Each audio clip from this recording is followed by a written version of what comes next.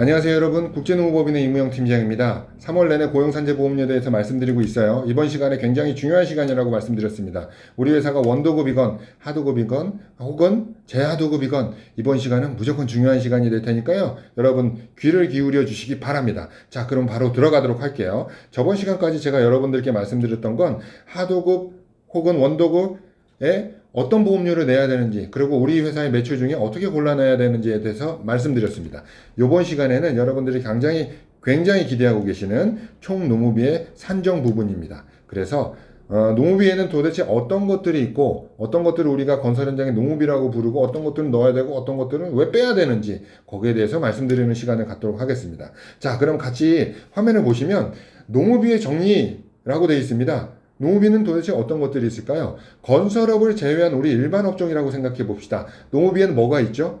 인건비밖에 없습니다. 여기서 말하는 인건비는 제가 우리 회사를 운영하는데 직접적으로 사람이 와서 일하는 거, 그 사람에 대해서 월급을 주는 거, 그 월급에 대해서 세무신고하는 거에 대한 고용산재보험료만 내면 되는 거였죠. 근데 건설업은 좀 다릅니다.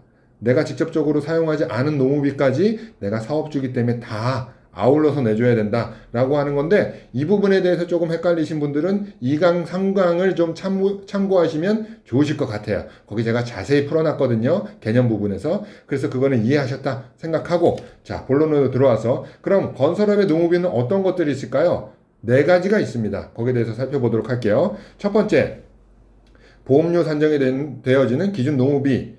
첫 번째, 직영 노무비가 있겠죠. 직접 노무비라고 합니다. 직접 노무비를 다른 말로 우리는 그냥 작급, 일용직 노무비라고 합니다. 두 번째 뭐가 있을까요? 간접 노무비입니다.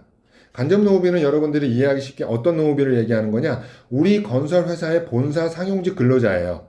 건설회사에서 4대 보험을 내주고 계시는 상용직 근로자인데, 주된 근무지가 본사 사무실이 아니고 현장 가서 관리 감독을 하시든지 현장 가서 일을 하시는 분을 우리는 간접 노무비라고 합니다. 그래서 두 번째 간접 노무비가 있겠고요. 세 번째는 어떤 게 있을까요? 여러분들이 가장 많이 헷갈려 하시는 외주 노무비가 있습니다. 말이 나왔으니까 제가 여러분들께 한 말씀 드리는데, 외주 노무비에 대한 정의는 제가 자세히 풀어드리기는 하겠지만 정의를 살펴보면 간단합니다. 외주 노무비라는 것은 공사를 뜻합니다.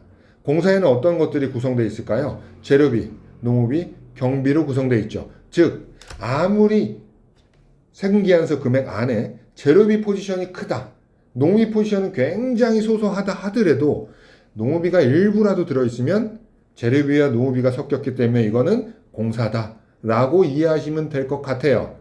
그러면 다음 거는 뭐가 있느냐? 외주 노무비 다음에는 장비 사용료에 대한, 흔히 제가 그냥 이렇게 말씀드립니다. 장비 노무비라고. 이렇게 장비 노무비까지 4가지 노무비가 우리 건설회사의 노무비다라고 하는 겁니다. 자, 그러면은 앞으로 들어와서 간단히 하나하나 조금씩 좀 살펴볼까요? 직영 노무비는 여러분들이 어디서 확인하실 수 있을까요? 뭐 간단합니다. 우리 일용직이니까 우리 지급주소 신고하신 거 있잖아요. 국세청 세무 신고하신 거. 거기를 보시면 간단히 확인할 수 있겠어요. 근데 그것만 확인하면 되느냐? 요즘엔 그렇지 않아요. 여러분들, 제가 4월 달부터 이제 건강보험 국민연금에 대해서 자세히 올리긴 하겠지만, 여러분들 어떻습니까? 우리 2020년도, 19년도부터 4대 보험에 대해서 굉장히 큰 개혁의 바람이 일었죠. 그래서 여러분들이 4대 보험을 열심히 일용직계에 대한 걸 내고는 있지만, 일부 내지 않은 업체들은 이거를 어떻게 처리하고 있을까요? 2가지 방법이 있겠죠? 세금기한서를 처리해서 인건비 신고를 내가 안 하게 하던가. 그 세금기한서가 어떤 것들이 있죠? 물론 외주를 주는 것도 있지만 가장 많은 부분이 용역회사랑 세금기한서 처리를 하는 거예요. 두 번째는 어떤 게 있을까요? 우리 직영이긴 하지만 4대 보험 신고를, 국민연금 건강보험 신고를 못하기 때문에 서로 간의 합의에 의해서 사업소득 신고를 하는 거죠. 3.3% 신고 많이들 하시잖아요. 그것까지도 여러분들 직영 노무비에, 우리 직접 노무비에 포함시켜야 된다라고 하는 건데, 여러분들 우리가 직접 노무비 하면 흔히들 공사 원가 명세서의 작급 혹은 임금에 대한 금액만 생각하시는데, 그건 옛날 얘기고, 요즘에는 그 용역 사무실에 대한 세금계한서 금액 더하기 3.3% 한 우리 일용직인데 사업소득으로 처리한 것도 이 부분에 다 플러스 해주셔야 된다라고 하는 거. 그래서 용역 세금 계산서 더하기 3.3% 처리한 사업소득자 자도 직접 노무비에 들어간다라고 하는 겁니다. 여기서 간단한 팁을 하나 더 말씀드리면 이따 외주비 부분에서도 나올 거지만 용역 사무실에서 세금계산서를 끊었다 하더라도 이거는 하도급 노무 비율인 30%를 곱하지 않습니다. 이 자체가 전부 다 인건비이기 때문에 하도급 노무 비율을 곱하면 안 됩니다. 야, 그러면 두 번째로 간접 노무비라고 되어 있습니다. 현장에서 근로하는 본사 소속 근로자에 지출된 노무비라고 되어 있는데 뭐 FM으로 하자면 우리 회사 근로자가 홍길동이라는 사람이 있어요. 이 사람이 1년에 5천만 원의 연봉을 받는데 1월부터 6월까지는 원도급 현장에 있었고 7월부터 12월까지는 하도급 현장에 있었어요. 조금 더 극단적으로 얘기하면 1분기에는 원도급 1, 2, 3월달, 2분기에는 하도급, 3분기에는 본사 사무실에서 공무를 봤어. 4분기에는 재하도급에 있었어. 이럴 수도 있어요. 근데 그거를 일일이 계산할 수 있는 업체가 있을까요? 없습니다. 거의 없죠. 현장별 원가안분 명세서의 안분에 의한 계산법 말고는 계산할 수가 없습니다. 거의 대부분이. 그렇기 때문에 앞서서 제가 비율을 구한 거예요. 그래서 여러분은 그냥 현장 상용직의 전체 임금만 구해 놓으시면 돼요. 거기에 대한 수수께끼는 다음 시간에 풀어드릴 겁니다. 그래서 현장 근무 상용직에 대한 임금이라고만 여러분들 알고 계시면 되겠어요. 물론 비과세를 제외한 과세 금액만 들어가게 되겠죠. 자, 그 다음에 세 번째로 외주노무비인데, 야, 외주노무비는 너무 할 말이 많아요, 제가. 일단은 외주노무비란 것들은 잠깐 제가 언급은 했지만 우리가 공사를 우리 거래처에 준 거, 우리 외주를 준 거에 대한 노무비를 산정하는 겁니다. 예를 들어서 우리 외주비를 우리 거래처에 대해서 우리가 1억의 세금계산서를 끊고 해서 1억을 줬어요. 그러면 이 1억에 대한 금액은 공사 금액이 되는 거고 우리는 보수 총액을 산정해야 되기 때문에 이 1억에 대한 외주비에 하도급 노무 비율인 30%를 곱합니다. 30%가 왜 나왔죠? 라고 질문하신다면 대통령님께 직접 질문하십시오. 이거는 매년 대통령이 정합니다. 어쨌든 30%를 곱하게 되고 30%를 곱해서 나온 금액을 우리는 노무비로 외주 노무비로 산정을 하는 것입니다. 근데 이 노무비를 산정하고 이게 중요한 게 아니에요. 여러분들은 지금 가장 궁금해하는 건 도대체 뭐가 외주비고 뭐가 재료비입니까? 라는 거겠죠. 이건 재료비 아니에요? 이건 외주비, 이건 공사비 아니에요? 라고 하시는데 여러분들 자신 스스로에게 물어보시면 100% 재료비와 외주비를 정확하게 구분해낼 수 있습니다. 구분하는 방법은 딱 하나. 세금계산서 금액에 인건비가 단돈 10원이라도 섞였다면 그거는 외주비입니다. 재료비라고 함은 재료비를 우리 현장에 옮겨와서 놓고 없어져 버리면 그게 재료비입니다. 재료를 가지고 와서 이 재료가 9억 9천만 원짜리예요. 근데 이 9억 9천만 원짜리 이 재료비를 현장에 설치하는 데는 1,000만 원밖에 들지 않아요. 그래도 1,000만 원이란 외주비가 인건비가 들어갔잖아요. 그래서 이 9억 9천만 원 더하기 1,000만 원에서 10억은 외주 공사비가 되는 거예요. 우리끼리 아무리 재료비로 떨었다 하더라도 아무리 세금계산서에 뭐뭐뭐 구입비 뭐뭐뭐 자재비로 세금계산서를 떨었다 하더라도 이거는 외주비가 되는 게 FM입니다.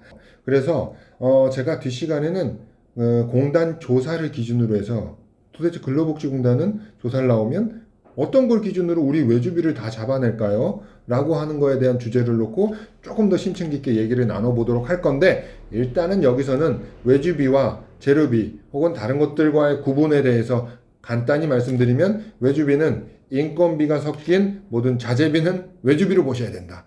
물론 그냥 공사비로 주신 건 당연히 외주비겠죠. 여러분들이 고민하신 자재비예요, 외주비예요 대한 경계에서 인건비가 들어가 있으면 외주비다 라고 하는 것만 여러분들 기억하시고 뒷시간에 좀 자세히 더 말씀드릴게요. 자, 그러면 네 번째로 외주공사비까지 알아봤죠? 그럼 네 번째로 장비 사용료에 대한 노무비입니다. 장비 사용료에 대한 노무비는 장비로야 우리가 이견이 없을 것 같아요. 장비대가 뭐죠? 건설 장비 27종 에 대해서 들어가 있는 장비는 건설 장비대예요. 그리고 이거는 특고보험료 산정법에 의해서 우리가 2018년도부터 일부 그래서 우리 건설회사 사업주가 다시 얘기하면 원도급이 산재보험 납부 의무가 있는 원도급이 장비 때까지 인건비를 책임져라, 보험료를 책임져라 라고 하는 거예요. 그래서 우리가 2018년 이전에는 없던 계산법이죠. 장비 사용료에 대한 생계연서 금액을 더해 주셔야 돼요. 근데 이거는 골라내기는 어렵지 않죠. 왜? 거래처가 증기회사거나 건설 장비회사 혹은 토공회사가 있을 수도 있어요. 그렇게 건설 장비를 우리가 임대했다 혹은 데리고 왔다, 우리가 건설 장비를 썼다 라고 하는 거에 대한 세금계산서 합에 가장 간단히 계산하는 방법은 역시 하도급 노무 비율인 전체 장비대 곱하기 30%를 하시면 이 금액이 인건비가 되는 거죠. 어떤 인건비? 장비 사용료에 대한 인건비라서 직접 노무비, 간접 노무비 더하기, 아까 외주 노무비 더하기 여기 30%한 인건비를 더해 주시면 보수총액이 되는 겁니다. 자, 근데 장비는 한 가지 산정법이 더 있습니다. 물론 이 한 가지 산정법 더 있는 거에 대해서는 조금 많은 증빙 자료가 필요해요. 그 조사를 기준으로 말씀드리면 조사가 나왔을 때 장비대에 대해서 일괄로 30% 하지 않고 우리 건설업에 대한 표준임금으로 계산하는 방법이 있어요. 그래서 건설업에 대한 표준임금은 지금 1급으로 현재 기준으로 75134 75,134원이 특고자에 대한 하루 임금이라는 거예요. 여기서 아까 30%로 하는 방법도 있는데 개별적으로 계산하는 방법이 뭐가 있냐면 이런 거죠. 일단 증빙 자료가 뭐가 필요하냐면 우리가 어떤 장비를 불렀을 때는 운행일지라는 게 항상 있으실 거예요. 소홀히 보관하지 않았다면 있으실 거예요. 그래서 우리가 어떤 장비를 임대했는데 그 운행이 100일 동안 이루어졌다. 100일. 그런데 이건 A 현장에 대한 운행이고 동시에 B 현장도 100일 동안 다른 증기회사에서 운행이 이루어졌다라고 할 수 있는 거죠. 그리고 또 한 번 C라는 현장에서 다른 중기회사에서 또 100일의 운행이 있었다. 1년 동안 이런 거예요. 그러면 총 1년 동안 운행한 게 300일이고 여기서 또 하나 고려해야 될 게 하나 세금계산서 건에 대해서 한 대가 운행할 수도 있지만 두 대가 운행할 수도 있고 세 대가 운행할 수도 있습니다. 저는 편의상 한 대라고 표현을 했지만 두 대가 운영했으면 곱하기 2에서 A건에 대해서는 200일에 대한 공수가 나오는 거겠죠. 이런 식으로 계산해 주는 거예요. 다시 한번 정리하자면 증기회사에서 한번 거래할 때 이 증기회사에서 우리를 상대로 우리 현장을 상대로 몇 번이나 운행을 했는지 여기서 몇 번은 며칠로 계산하시면 될 것 같아요. 며칠을 우리 회사로 이 운전수가 왔는지예요. 몇 번 왔다 갔다 했는지가 아닙니다. 그런데 이 증기회사에서 100일 왔다 갔다 했다. 그러면 100일을 산정하시면 되는 거고 그럼 1년 동안 놓고 보니까 우리는 A, B, C 증기회사에서 각각 100일씩 건설 장비를 이제 투입했다라고 하면 1년에 300일의 건설 장비를 투입한 날짜가 나오게 되는 거죠. 여기서 예외적으로 한 증기회사에서 장비가 2대 왔다. 그리고 똑같이 100일씩 왔다라고 하면 여기는 200이 되는 거죠. 이렇게 계산을 하시면 되는 거고 어찌됐든 간에 1년치 우리가 모든 증기회사에 투입된 장비의 날수를 계산해 보니까 300일이더라. 라고 한다면 300일 곱하기 7, 5, 1, 3, 4원을 곱해서 장비 사용료에 대한 인건비로 계산해 주시면 됩니다. 여기서 비교해 보실 만한 게 과연 전체 세금계산서 금액의 30%한 금액과 혹은 이렇게 일일이 계산해서 나온 금액이 뭐가 더 우리한테 유리할 수 있느냐를 판단하시는 것도 한 가지 재미가 되겠는데 너무 힘들겠죠. 그렇게 판단하시기는. 어찌됐든 오늘 강의를 다시 정리하면 첫 번째, 인건비의 종류는 4가지다. 직접 인건비, 간접 노무비, 외주 노무비, 장비 노무비. 그래서 첫 번째 직접 노무비는 일용직 및 사업소득자 혹은 용역회사 세금계산서 건은 전체가 노무비로 이루어진 금액을 직접 노무비로 얘기한다. 간접 노무비는 정규직인데 현장에서 주로 근무하시는 분들을 우리는 간접 노무비라고 한다. 세 번째, 외주 노무비가 있죠. 외주 노무비와 재료비의 판단 기준은 인건비, 설치비가 10원 한 장이라도 포함되어 있다면 그거는 FM으로 외주 노무비로 봐야 된다. AM은 나중에 말씀드리자고요. 마지막으로 네 번째, 장비 노무비가 있습니다. 장비 사용료에 대해서 보통 보통의 계산법은 전체 장비대, 건설 장비로 끄는 세금계산서 금액의 30%를 하는 것이 일반적이나 여러분들이 입증할 능력이 충분히 된다. 여기서 입증은 전체 운행일지 같은 것들을 입증하실 수 있어야 돼요. 그래서 운행일지 같은 것들을 입증해서 날수를 구해서 그 날수에 건설업 평균 임금인 75,134원을 곱해서 인건비를 디테일하게 구해낼 수 있으면 이 인건비로 건설 장비 인건비는 구해도 된다. 그래서 최종적으로 우리는 4가지 인건비를 더해서 하나로 합쳐서 보수총액이라고 한다. 여기서 이제 다음 시간에는 어떤 것들에 대해서 알아볼 거냐라고 한다면 이 인건비에 대해서 과연 공단은 어떤 생각을 가지고 어떤 기준으로 조사가 나왔을 때 우리를 바라보는지 하나 하고, 그런 다음에 산정된 인건비를 각각의 현장에 납부 의무가 있는 현장이겠죠. 어떻게 녹여놓는지에 대해서 알아보도록 하겠습니다. 감사합니다.